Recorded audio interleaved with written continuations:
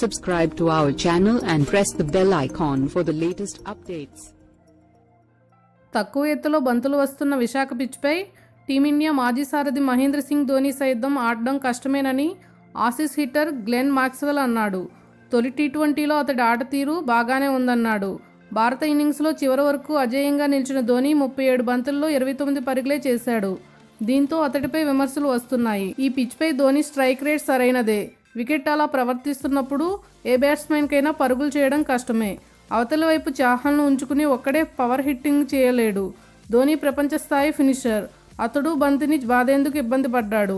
అలాంటప్పుడు మెల్లగా ఆడటంలో తప్పు లేదు. ఆఖరి ఓవర్లో అతడు సిక్సర్ బాదడం చూస్తుంటే ఎంత కష్టంగా ఆడుతున్నాడో తెలుస్తుంది.